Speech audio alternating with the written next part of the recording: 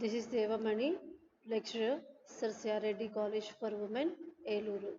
Subject Business Economics, topic Law of Demand. Law of demand explains the relation between the price and quantity demanded of a commodity. Law of demand states that there is an inverse or negative relationship between the price and quantity demanded of a commodity. Demand సూత్రం వస్తువు ధరకు దాని demand పరిమాణాన్ని ఉన్న సంబంధాన్ని తెలియజేస్తుంది అనమాట. అంటే ఒక నిర్ణీత సమయంలో మార్కెట్లో వివిధ ధరల వద్ద వినియోగదారుడు కొనే వస్తువులు లేదా సేవల పరిమాణాలను ధర మరియు డిమాండ్ తెలియజేస్తుంది.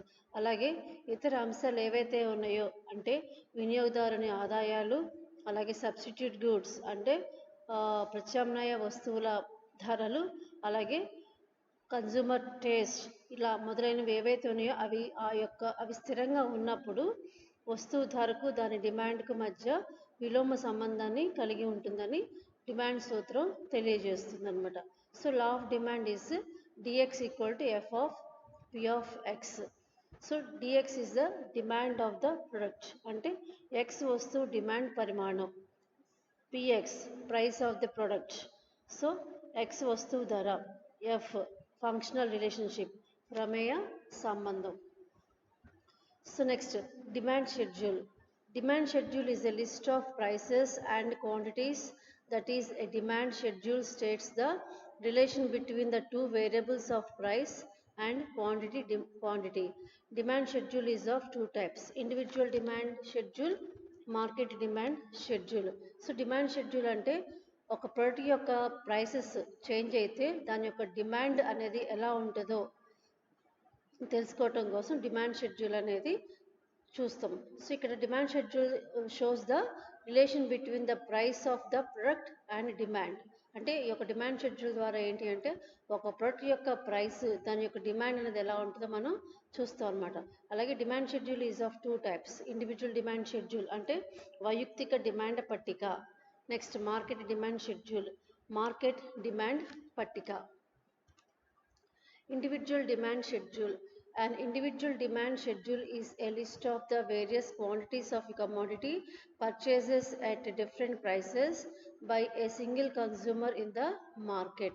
అంటే ఇండివిజువల్ డిమాండ్ షెడ్యూల్ అంటే ఏంటంటే ఒక కన్జ్యూమర్ ఒక ప్రోడక్ట్ని పర్చేస్ చేసేటప్పుడు అది వేరియస్ ప్రైసెస్ ఉంటే కనుక దాని యొక్క డిమాండ్ అనేది ఎలా ఉంటుంది అనేది తెలుసుకోవటం కోసం ఇండివిజువల్ డిమాండ్ షెడ్యూల్ని చూసుకుంటాం. అలాగే an individual demand schedule shows the relationship between the various quantities purchased at various prices by consumer in the market. So ఈ యొక్క ఇండివిజువల్ డిమాండ్ ద్వారా మనం ఏం తెలుసుకుంటాం అంటే ఒక ప్రొడక్ట్ యొక్క ప్రైస్ అలాగే దాని యొక్క క్వాంటిటీ అనేది ఎలా ఉంటుంది అంటే ప్రైసెస్ వేరియేషన్స్ వచ్చినప్పుడు దాని యొక్క డిమాండ్ అనేది ఎలా ఉంటుంది అనేది చూస్తాం అనమాట. సో కన్జ్యూమర్ ఒక ప్రోడక్ట్ యొక్క ప్రైసెస్ చేంజెస్ వస్తే సో దాన్ని డిమాండ్ ఎలా ఉంటుంది అంటే ఏ విధంగా తను పర్చేస్ చేస్తాడు, ఎంత క్వాంటిటీలో తను పర్చేస్ చేస్తాడు అనేది తెలుసుకుంటాం. A hypothetical demand schedule is given below. Apple's price in rupees, quantity demanded units. So ఈ యొక్క టేబుల్లో మనకి ఒక డిమాండ్ షెడ్యూల్ ఒక ఎగ్జాంపుల్ గురించి చెప్పుకుంటున్నాము. సో ఇక్కడ యాపిల్ ప్రైసెస్ ఉన్నాయి, అలాగే క్వాంటిటీ డిమాండెడ్ అనేది కూడా మనం చూస్తున్నాం ఇక్కడ. The table shows that when the price of Apple is ₹5, the consumer is buying 10 units. As the price falls to ₹1, the quantity demanded is 50 units. It is clear that there is an inverse relationship between the price and quantity demanded.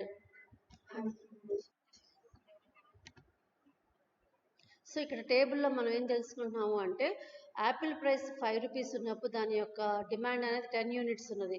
అలాగే Apple price ₹1కి తగ్గించినప్పుడు దాని యొక్క demand అనేది 50 units కింద కనిపిస్తుంది అనమాట. అంటే ప్రొడక్ట్ యొక్క ప్రైస్ తగ్గుతూ ఉంటే అంటే యాపిల్ ప్రైసెస్ తగ్గుతూ ఉంటే యాపిల్ యొక్క డిమాండ్ అనేది పెరుగుతూ ఉంటుంది అనమాట. So by clearly we can know that there is an inverse relation between the price and quantity demanded. అంటే ప్రైస్ కనుక తగ్గుతూ ఉంటే దాని యొక్క డిమాండ్ అనేది పెరుగుతూ ఉంది కాబట్టి సో ఇక్కడ ప్రైస్కిను అలాగే డిమాండ్కి ఇన్వర్స్ రిలేషన్షిప్ అనేది ఉంటుంది. Next, individual demand curve. We can draw an individual demand curve on the basis of above individual demand schedule. So, పైన ఉన్న individual demand schedule ఒక టేబుల్ ద్వారా మనం individual demand curve అనేది డ్రా చేస్తున్నాము ఇక్కడ. సో ఇక్కడ గ్రాఫ్ లో చూడండి, we have two axes, x axis and y axis. So x axis shows the quantity demanded and y axis shows the price of the product. So here we can draw the individual demand curve by using the information which is in the table. So ఇక్కడ 5 rupees Apple ఉన్నప్పుడు దాని యొక్క demand అనేది 10 rupees ఉంది కాబట్టి we can draw a line 5 point కి 10 points కి line draw చేసాం. అలాగే 4 rupees ఉన్నప్పుడు దాని యొక్క డిమాండ్ అనేది ఎంత ఉంది, 20 ఉంది కాబట్టి we can draw the lines. So ఈ విధంగా మనం price of the apples demand draw చేయటం వల్ల we have get the demand curve. So DD is the demand curve. So by joining A, B, C, D, E points, A, B, C, D points join cheste ganaka we get the demand curve. So DD is the demand curve. So in the figure, quantities demanded are shown on x-axis and prices of apples are shown on y-axis. We can obtain the demand curve DD by joining all the points. A, B, C, D or which represents various quantities demanded at various prices. Thus, the demand curve DD represents the inverse relationship between the price and quantity. As a result, the demand curve has a downward slope or negative slope and its slope downwards from left to right. So, pine చూపిన graph లో ఏంటంటే we can obtain the demand curve. DD is the demand curve. అంటే ABCD points join చేస్తే కనుక మనకి demand curve అనేది వచ్చింది.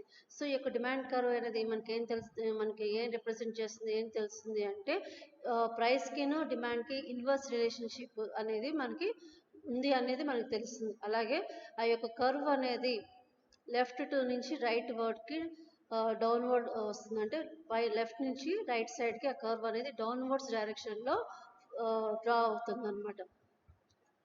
Next one, market demand schedule.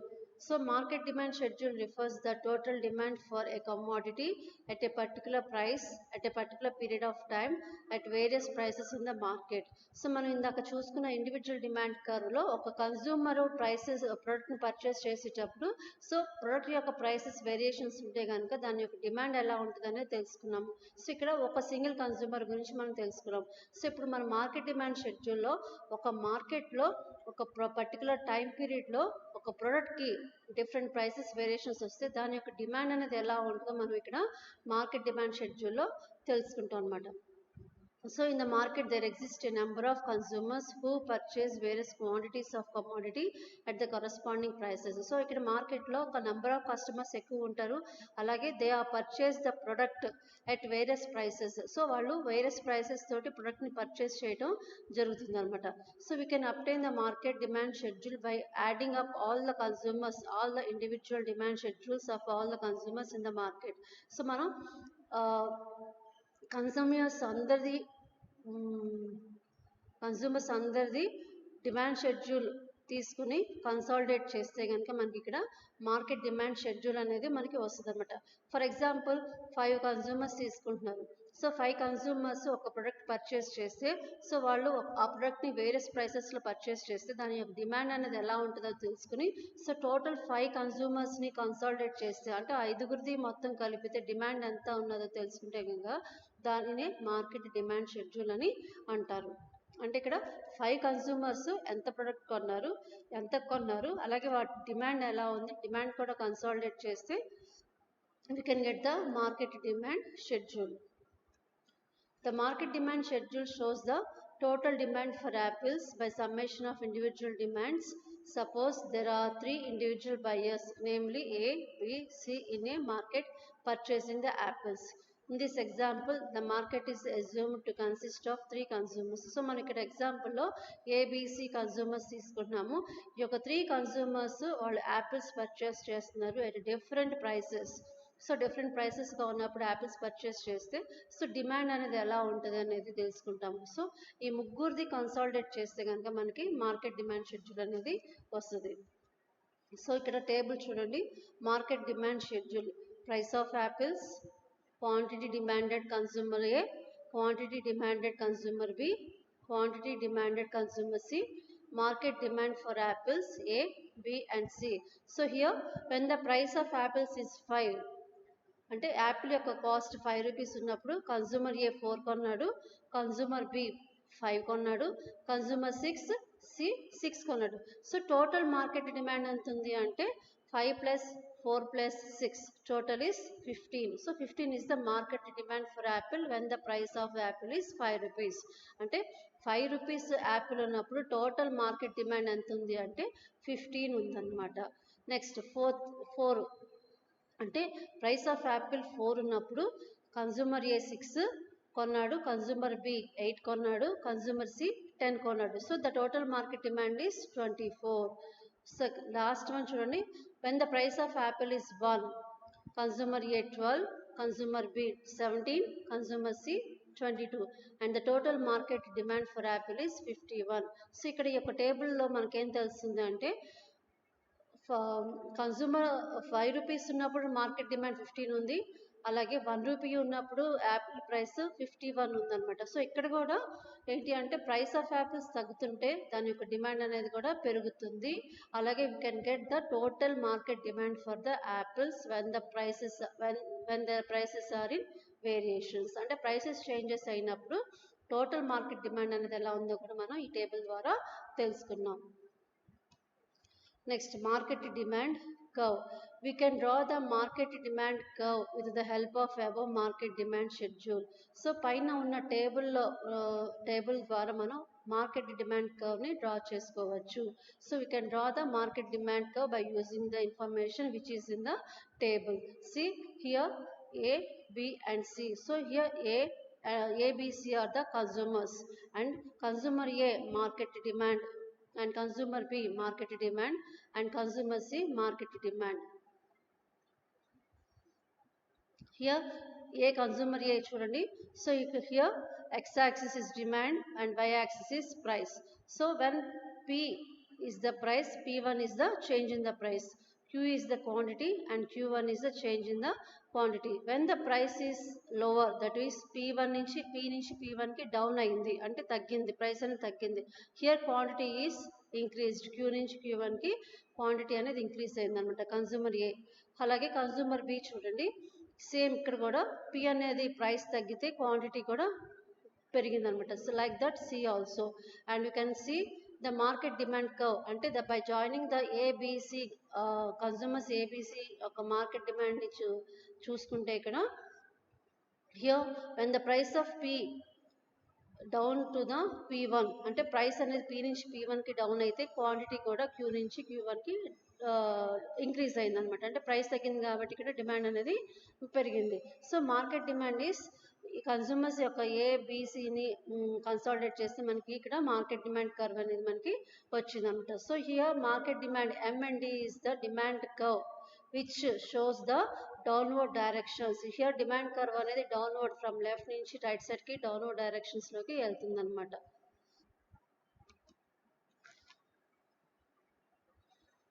Next assumptions of law of demand. అంటే డిమాండ్ సూత్రానికి ప్రమేయాలు అనుకుంటున్నాం చెప్తాం. So no change in the income of the consumer.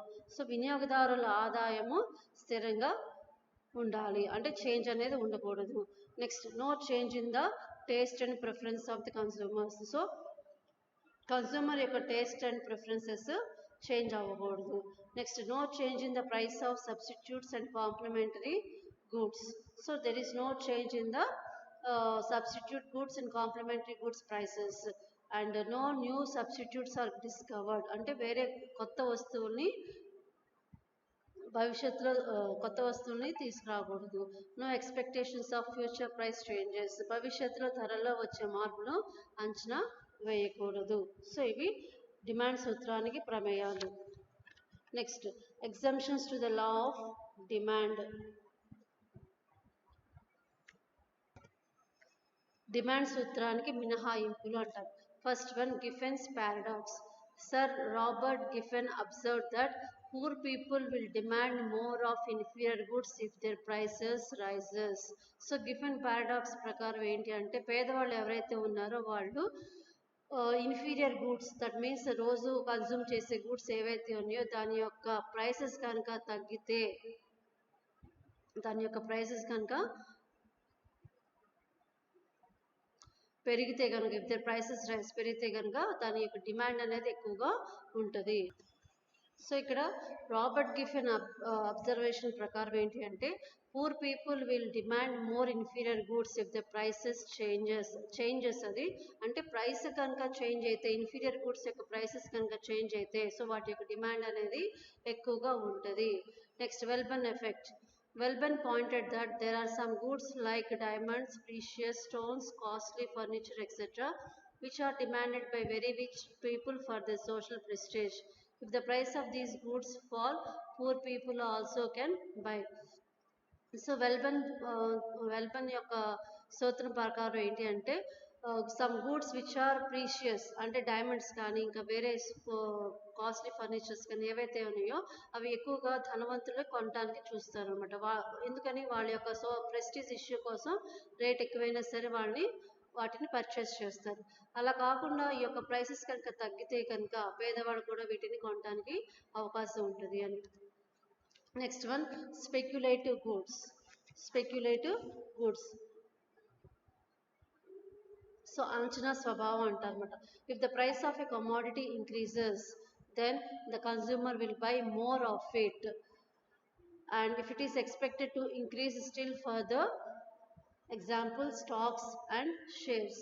So speculative effect అంటే ముందుగా ఫ్యూచర్లో ఎలా ఉంటుందో ఊహించుకుని ప్రెజెంట్ని మనం దాన్ని ఉపయోగించుకోవటం అనమాట.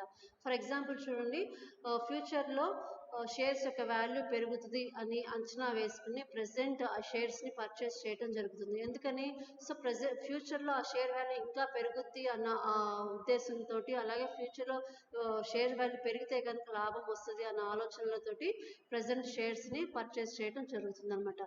నెక్స్ట్ వన్ illusion, భ్రాంతి.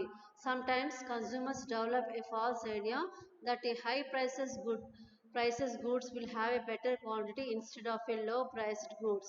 If the price of such good falls, they feel that its quality also deteriorates and they do not buy.